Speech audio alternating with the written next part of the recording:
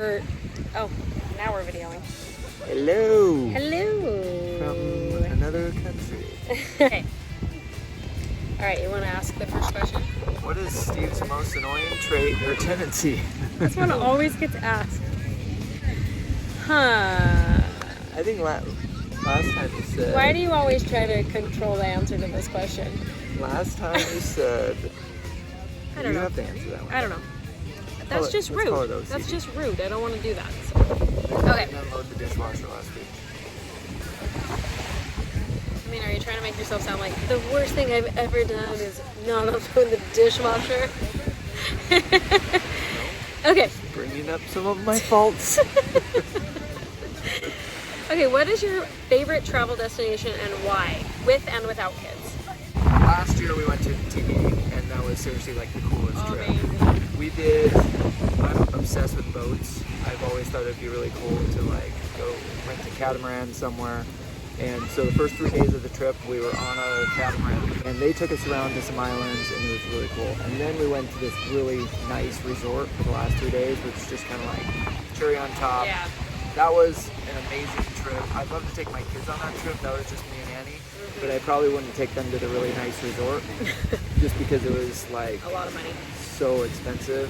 I would say Tahiti is my #1 location as well, even though I didn't want it to be that, because before we ever went to Tahiti, Iceland was my #1 favorite place I have ever been. We went twice in 1 year because we were so obsessed with it. The landscape there is absolutely unbelievable. It's so beautiful. People are so friendly. I freaking love Iceland. So that was always #1 on my list, but then when we went to Tahiti last year, I was like, I feel like this is so cliche, but this just wins. This wins. It's like Hawaii times 1,000. It's incredible. Okay. Did you get your phone back from the cab? I did. Thanks to this hotel, Marriott. They really... Yeah. The people that work at the hotel know like every single cab driver, pretty much, so they knew exactly who it was. They were able to call him. He brought it back, and he actually gave it back without charging us a fee, which I was surprised by, but grateful. What's one thing you guys have both learned to keep your relationship strong? This is gonna sound so weird, and when I went to college, they asked me, do you want to get your education in, I said, what's the easiest way to get it? Where's this And going? they were like, okay, there's 2 really easy ways to get it, okay? These are the easiest ways. You can do economics, or you can do communication. And I chose economics. But yes, communication is so important, and there's a lot of times that I'm so bad at this. Like, maybe the worst in the entire That is world. not No, completely true. I'm bad. But anyway, yeah, communication for me. For me, it would be just staying connected, whether that's through communication or spending time together, or I feel like when we've gone through the hardest struggles of our marriage, it's because we haven't been connected. So it's like finding ways, finding rituals to connect. Like Steve and I both are very independent people, so we have a tendency to kind of like go about our own lives, and then all of a sudden we're totally disconnected. Things are not going well, and it's because we're not taking time to check in with each other, to be with each other, and to, I don't know, for me it's all about connection for me. How did you meet, and when did you know you wanted to marry each other? Well, we met, my best friend from high school was dating his best friend from high school, and they set us up on a blind date. That's how we met. And I knew I wanted to marry this girl. It was pretty early on. A little creepy that it was so early. But we ended up like breaking up or something, and I like wasn't even worried about it. I'm like, yeah. And I told my mom, I'm like, yeah, I'm gonna marry that girl.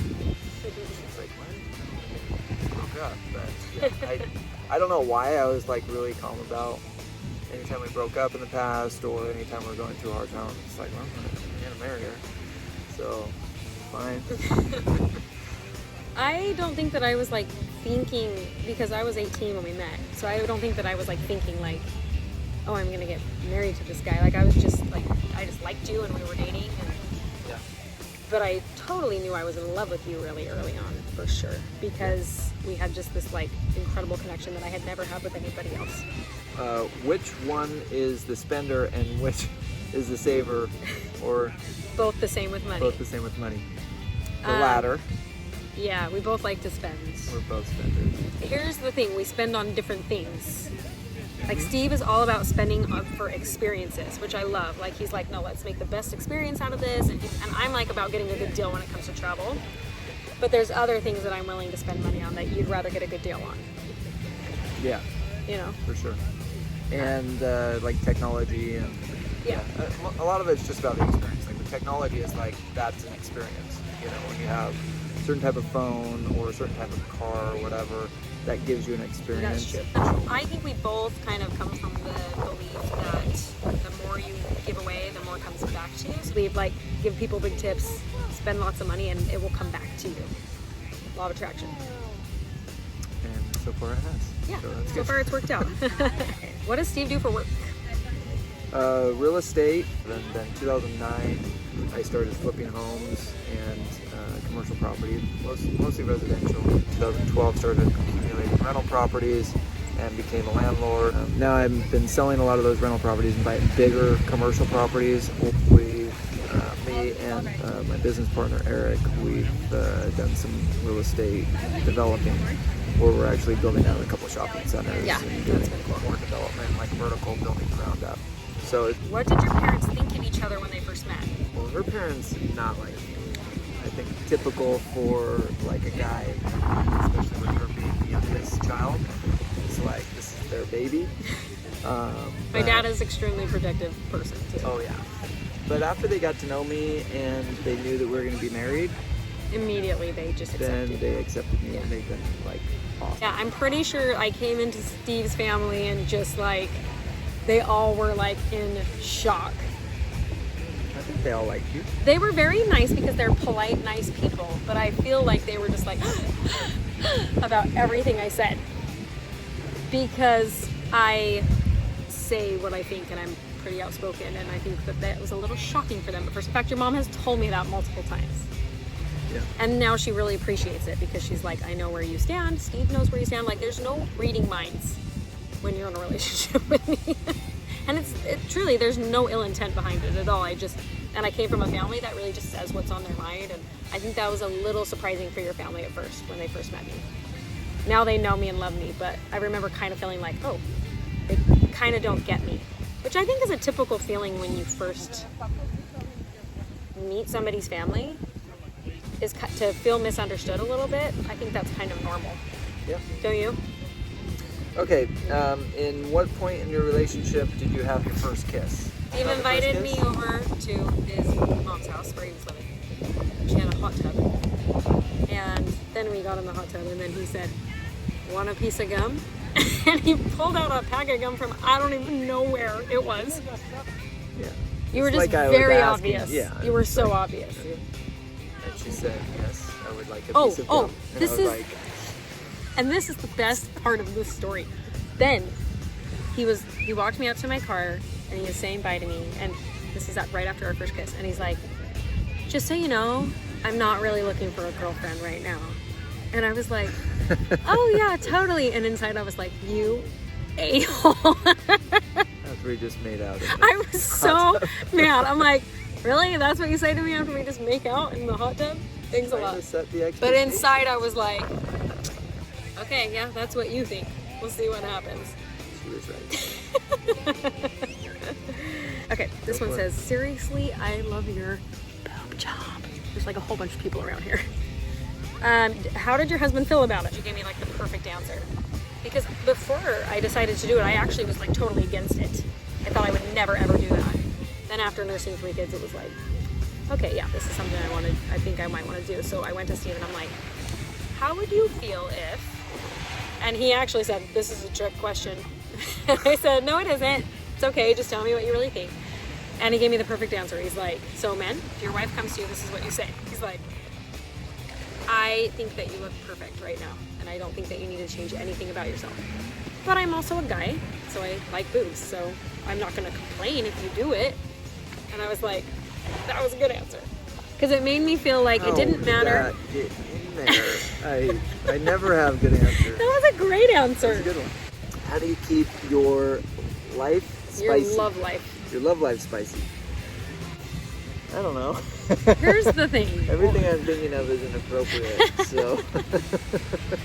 I think for me, I feel like things are best in that area of our lives when, just like I said earlier, we are really connected emotionally. Yeah. Like when we're connecting and we're spending time together and we're going to lunch once a week together, then it just kind of happens naturally. Like we're not like trying to do anything special or crazy. It's just when we're connected, then that happens naturally.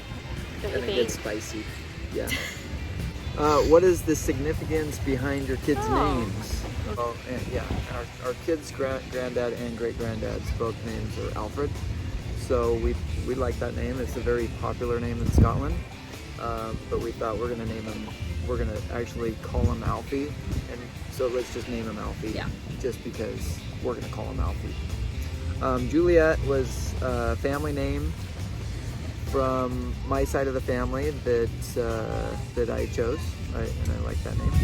And then Scouts, there was no like familial significance to her name, but I had the name Hazel chosen out for her until I was like 8 months pregnant, and then all of a sudden I just like had this feeling like that's not her name.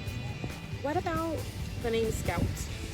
And it takes him a little longer to make decisions than it takes me, so he was like, well, let me think about it. I don't know. And that was a name I had liked for a girl when I was pregnant with Alfie, so I had liked it forever. To Kill a Mockingbird is one of my favorite books. And then I said to him, we love the name. It oh my totally gosh, fits her personality. It's so perfect. When I was pregnant with her, I felt like that Hazel didn't match her energy that I could feel like being pregnant with her. It totally did. It didn't. Love your family. Are you having more babies? We don't know what we're doing. Our youngest is 6, and so that's challenging. This is how I feel. Well, go ahead. I was just gonna say that's challenging, but yeah, we're kind of to the opinion like we don't really know what we're doing. And For me, I just feel like I wanted another baby for so long, but now there's such a big gap that I'm like, what's a 7-year gap compared to a 10-year gap? So now I don't feel like a rush about it. What was the timeline of dating to your engagement to marriage? Well, we started dating when I was 18 and you were 20. Dating to your engagement to marriage. Okay. So then we broke up for like a year, more than a year. But both of us were thinking about each other the whole time. Then I called him up one day. We got back together, broke up, got back together, broke up, got back. It happened a bunch of times. And then when we met in 2002. Yeah. And we got married in 2005. So it was 3 years later, but there was probably about half that time that was off. Yeah.